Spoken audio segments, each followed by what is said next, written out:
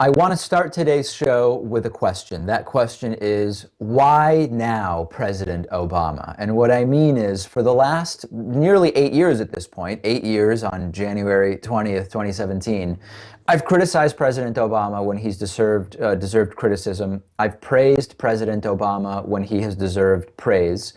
And today I need to criticize him, not because he said something I disagree with, not because his administration said something I disagree with, but because once again, he waited until he had mere days left in his presidency before saying something that he should have said a very, very long time ago. I reported to you a couple of weeks ago that very casually during one of his final appearances before leaving the White House, President Obama said, yeah, weed should be legal, marijuana should be treated like alcohol or cigarettes.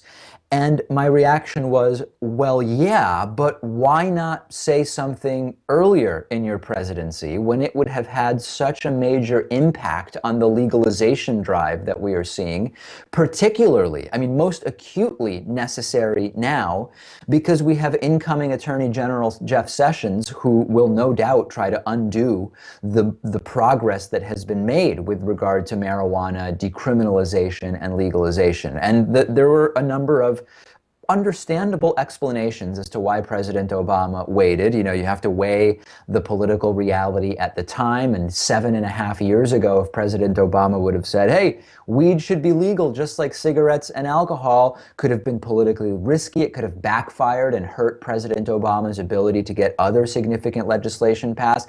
I get that. I don't like it. I hate that this is where politics is, but at least I understand it conceptually. Okay. But now we have yet another example of this. President Obama and his administration, through a new report, have said what I criticized Donald Trump for not saying during the 2016 presidential campaign, what Hillary Clinton didn't say during the 2016 presidential campaign. I must have pointed it out, must have been 50 times or more, that the real threat to jobs in America in the next 15 to 20 years is not China. It's not Mexico. It is artificial intelligence, automation, and robots taking our jobs. The administration put out a report, a good report, a report I agree with, a report that I think is incredibly necessary right now, that says, it's called Preparing for the Future of Artificial Intelligence.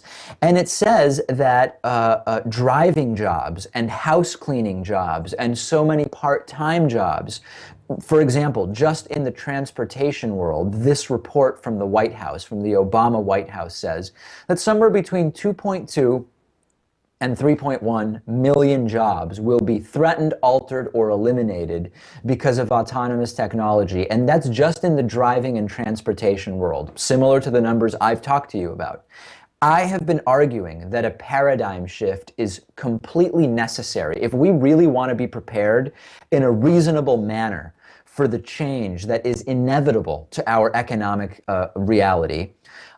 We need to be thinking not about, can Trump bring jobs back from China and Mexico that his companies were partially responsible for sending over in the first place, that by and large don't even exist anymore.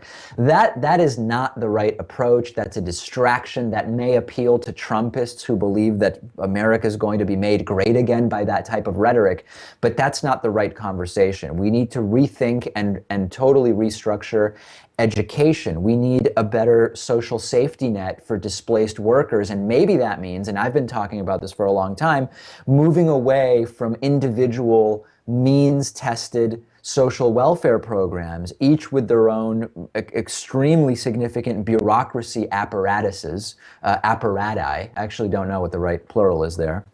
Sounded like a Hatriot today. But maybe we need to look at a basic income that is not means tested. It can eliminate all of that bureaucracy in food stamps and Social Security, all these different areas.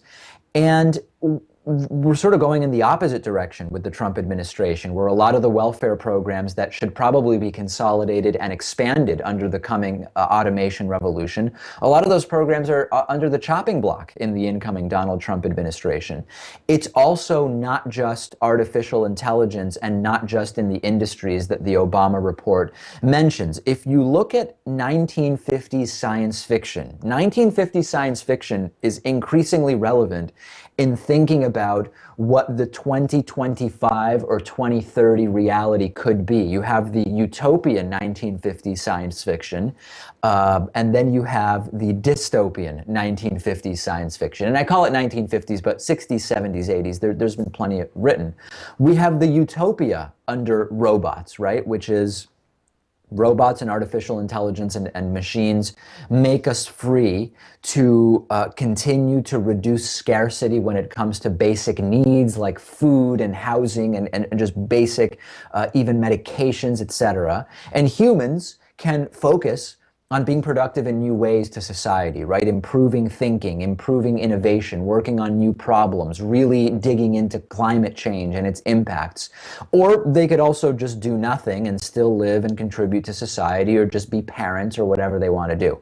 On the other hand, we have the dystopian version of automation and robots and artificial reality, which is we continue to exist in the same paradigm of crony vulture capitalism, and the automation revolution leads to the destruction of jobs with no paradigm shift about our relationship to work, increased poverty, certainly increased inequality, and probably even more problems. It could go either way.